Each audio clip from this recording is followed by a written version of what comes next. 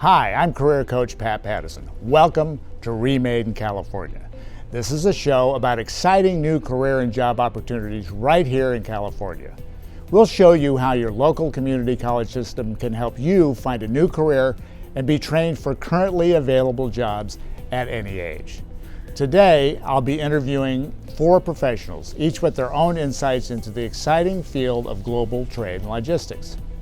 From an educator to a beer brewer, a toy maker to an import-export logistics expert, we'll explore this exploding world of international business and show you how their stories can help you become remade.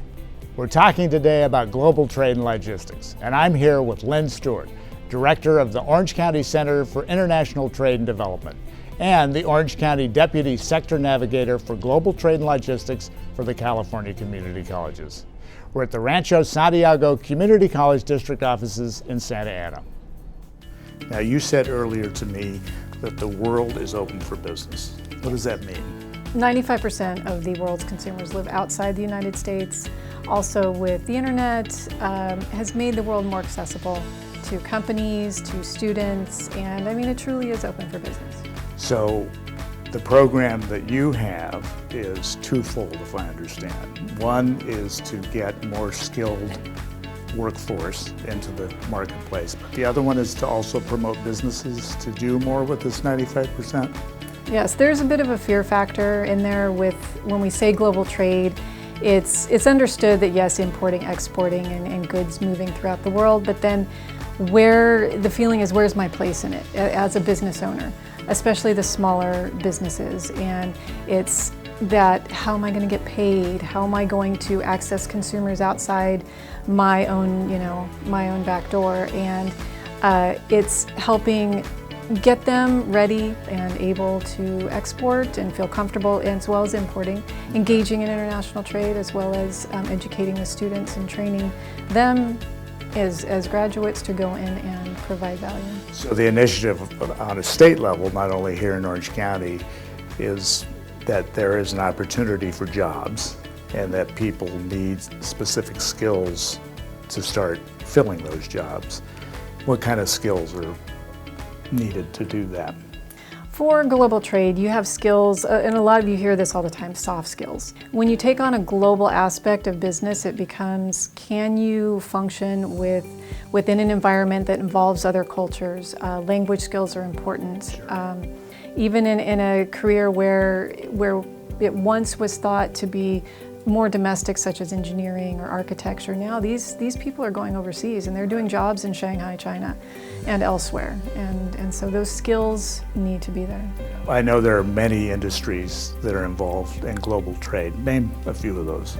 Manufacturing, renewable energy, biotechnology, retail, hospitality, tourism is a big one, especially in California. Fashion, filmmaking, television, distribution, definitely are areas where global trade is very much a part. And I understand the trade part. Tell me a little bit about the logistics part. We're sitting right next to the ports of Los Angeles and Long Beach, which are, together the #1 port system in the country. You have to have goods moving in and out to be able to access those global markets, to be able to import your goods for manufacturing, and all of that involves logistics, whether it's the trucking, whether it's the ocean shipments, air, and it's a critical part of the supply chain process, actually. Do you see, in terms of demographics of people that are coming in to retrain, is there a place for 45 plus in this sector, this segment? Yes, absolutely. And in fact, I've been a teacher at a community college for 15 years. Okay. And I am seeing students of all age groups. I mean, I've got students that are straight out of high school, 18 years old, sitting next to, I just had a gentleman who was 66 years old in my class this past spring. That's right. And it's becoming more prevalent because they are looking for other opportunities as well as upskilling. Now, why community colleges to go do this? Why not a four-year university? The community colleges are tasked with workforce development, and that's where you'll find the skills development, the certification programs that are available in the various fields that give students the technical skills. I know you're a real advocate for companies to get into global trade. Well, I tell people I've sort of become this global trade evangelist.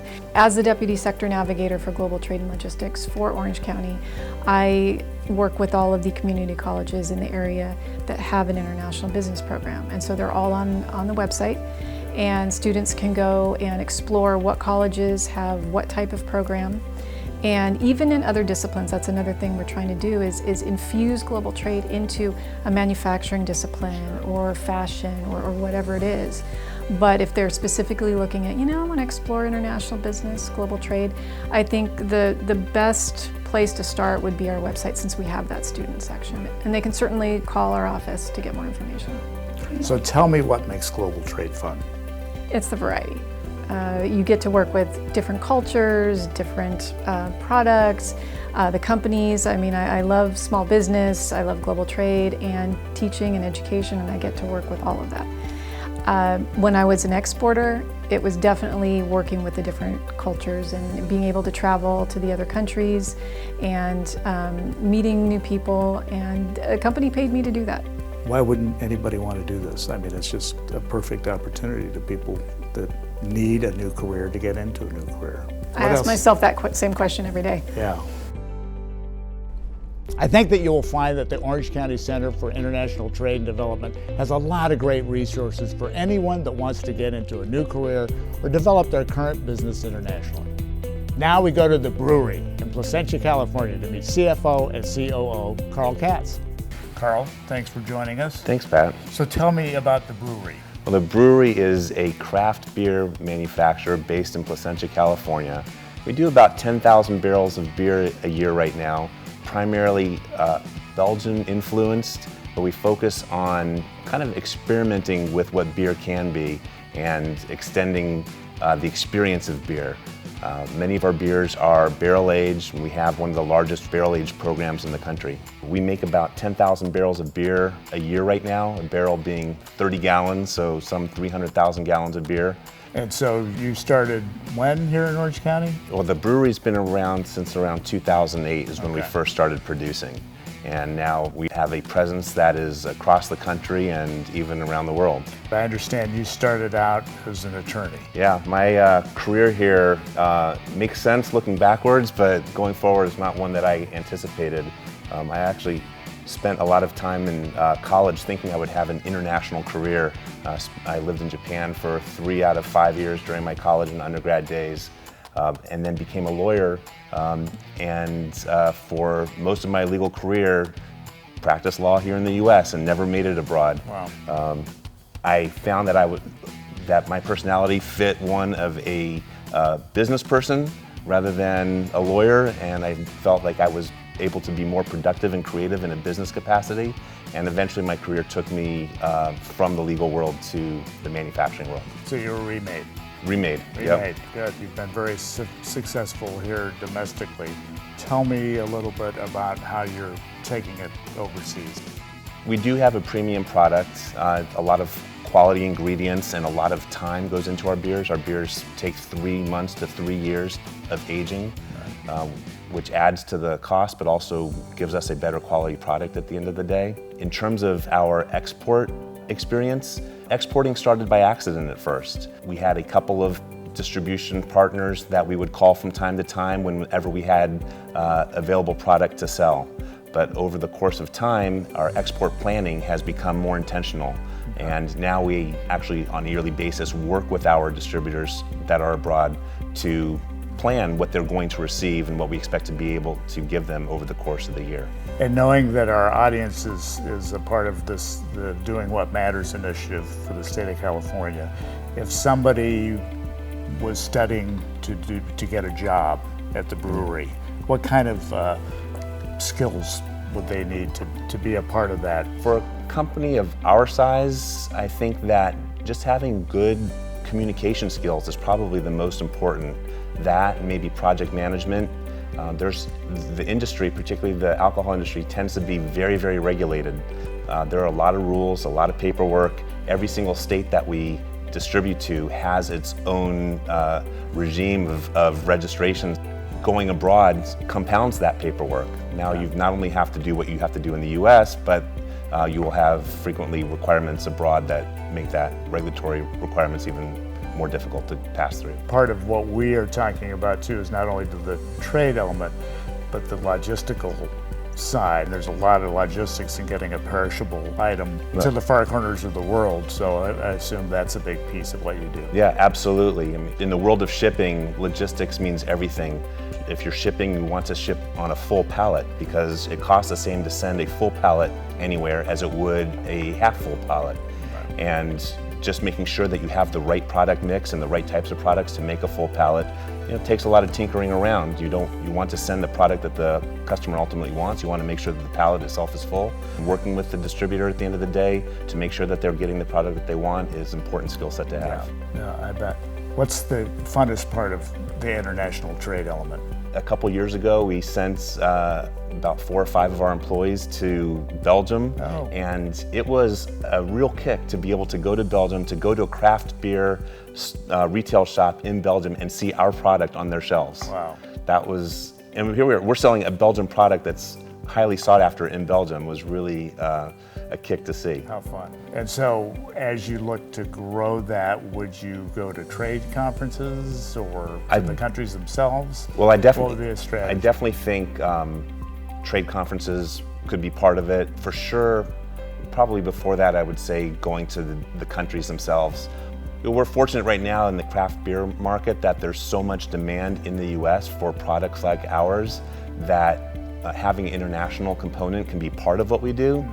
But it's really nice to know, like, there's billions of people, quite literally, who would love to have our product, and if we just wanted to focus on other markets, we could probably do that and have a pretty decent outcome at it.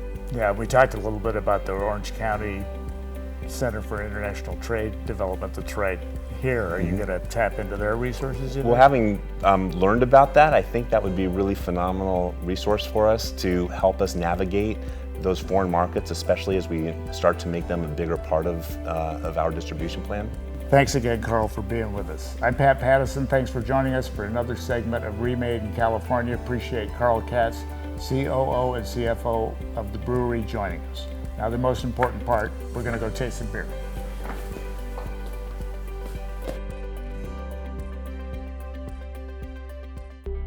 Next is a fascinating interview with military veteran Martin Kresmer.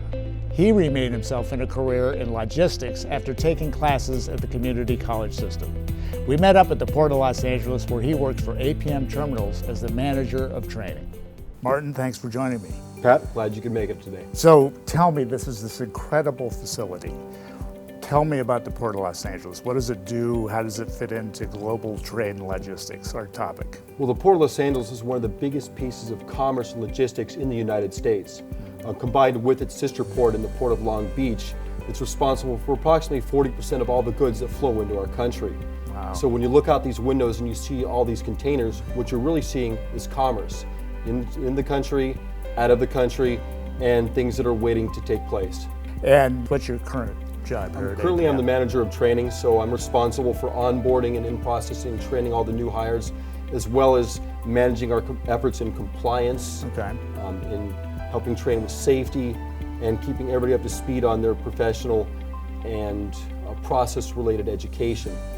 Prior to that, I worked in the different departments here, so every operation, whether it's delivering to trucks, or servicing the ships, or servicing the trains, or working in our planning group. What are some of the areas we might not think about that might be career opportunities, particularly for a veteran or for somebody that might be a little more advanced or thinking about a second career? There's so many different facets to the whole supply chain industry. Okay. I'm just a small part of it here, where we just take the containers off of the ships and put containers on the ships. But as you get to learn the industry, and I'd recommend for anybody who's interested to read up on it, to read up on the supply chain, to understand the different pieces that do exist. Because the terminal, this operation is just one piece. It's a big piece, and it's a glamorous piece, but it's still one piece. Okay. There's still people that are in charge of dispatching the truckers that come in here and pick up the containers. There's people in charge of the trains and the rail cars and the tracks themselves that control how the goods flow across the country. There are people that are in charge of the warehousing and the networks that exist there, and staffing and controlling that, and scheduling pickups and deliveries and departures. People doing distribution. So there's elements that could appeal to anybody who's had a military background and some experience in organizing equipment and personnel. You just have to find the part that really appeals to you, I think. Did community college play into your career at all, or? Attending community colleges got me to where I am today. When I graduated from high school, I didn't really have too clear a direction about what I wanted to do. I did join the California Army National Guard and served in that while I was going to school. And having a GI Bill was a big boon because it helped me pay for not only my school, but some other living expenses that I had incurred. I can't really say how important it was to me because it gave me a foundation. It taught me how to study. It taught me how to take my ability to accomplish things and transfer it to the classroom, and then be able to carry that forward when I transferred to the University of Southern California. So I know in terms of going to community college, you were probably a little bit older of a student. What was that like? Well, I was older, just due to the break in school time I had due to my service time, but at the same time, I wasn't nearly the oldest person in my class. So what I was able to find, I was able to bring my experience and meld that with the diversity of other experiences, whether it was students who had just come out of high school, or people like myself who'd spent some time in the military, or others who'd gone out and actually had established careers, but wanted to come back and either renew their education or set off on a new track. And bringing all that together was something that I thought was really great. Part of what we're working on is the fact that there's this a bit of a skill gap that is people that maybe did something 10, 15 years ago versus what's needed specifically now. So would that be more desirable to a company like APM, somebody that has some education? Absolutely. I'm part of the hiring process right now. And what I can tell you is there are people with the life experience that will bring in the competencies, the leadership, the decision making, the ability to accomplish things. But at the same time, bringing that with an established skill set and a familiarization with the industry and the practices that exist just to make them that much more easy to select when it comes time to interview and start hiring people. Well, thank you, Martin. I appreciate your time. And thank you for joining us for another segment of Remade in California. As you can see, attending community college made a huge difference in Martin's life after his time with the military. Now I'm excited to share with you an interview with a longtime friend, Graciela Maybar. She tells us all about the fun and fascinating world of international toys through her experience at Mattel. Graciela, thanks for being with us. It's a pleasure, Pat. So tell me a little bit about your background. I was born in Cuba. Okay. And came to the United States, and actually to Los Angeles. I grew up in the South Bay. Okay. So Mattel was the iconic toy company right off the 405 freeway then. Right. And after graduating with my MBA, I saw an ad on the LA Times business edition. Okay. For a systems analyst. Okay. I applied, and 2 weeks later I had an offer, and it was the best career decision ever in my life. I started working for the international division, doing sales forecasting and inventory projections, but the head of Latin America took notice of me. Okay. And 3 years later, she offered me the opportunity to join her team. The fact that I spoke fluent Spanish, that I knew the culture, because my roots were there, I was an instant fit into that organization. So explain a little bit about how international trade worked at Mattel. Mattel had a network of distributors and agents that represented us in countries where we didn't have yet a fully owned subsidiary. And that was the case for most of Latin America. When I joined the Latin American team, my job was again in logistics and sales forecasting, inventory management, so that we could basically address the needs of all these countries. There are package designers. Package designers, copywriters. There we go. Copywriters, logistics people. Logistics people. Safety. Internally at Mattel to come in. Safety. Safety, test labs. Test labs. Yeah. And then marketing. Okay. And when you think about it, in international trade, you touch every part of an ripple organization. effect. Yeah, it totally is. Yeah. In terms of somebody that might want to be exporting their own product. Yeah. What did you have to be sensitive to when you were marketing overseas or Latin America? You have to be aware of the local laws. Okay. If there are any import restrictions to the products you're making, or how are you shipping it to the local country? So if you're a business in Orange County, let's say, Yes. and you're thinking about exporting, Yes. what would you recommend? How would somebody get to know, let's say, a market in Latin America? What would be things they could do? First of all, go there. Makes sense. Make a journey and find out about the market. Okay. Visit with trade organizations. Mm-hmm. They can be a tremendous resource for you for knowledge and information on how to do business in certain countries. So Graziella, what about community colleges? Great resource, absolutely. Because many of them are teaching great classes about international trade and commerce. And that's a great resource that is so available to us. Mm-hmm. So yes, I don't care how old you are, go to the community college and enroll in one of these classes about trade and commerce. And Pat, besides learning and networking, you can get a certificate. That is a great thing to have because it shows that no matter at what stage in your life, you're willing to learn. Right. And there's a certificate there that shows that you've done it. 95% of the children of the world lived outside North America. It's a tremendous business opportunity. Right.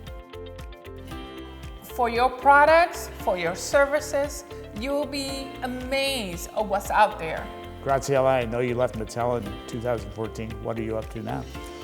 Well, I left Mattel and I decided that I have learned so much along the way, and I know that I can help young women and men achieve goals.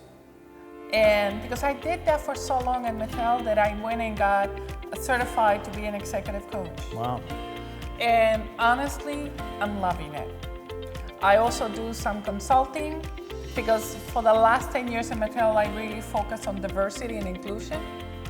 And that's my passion. Well, great. Thank you for being with us. My pleasure. Thanks for watching more Remade in California. As you can see, there are many different opportunities in the exciting world of global trade and logistics. Go to our website to learn how you can get remade in California. I'm Pat Pattison. Thanks for watching.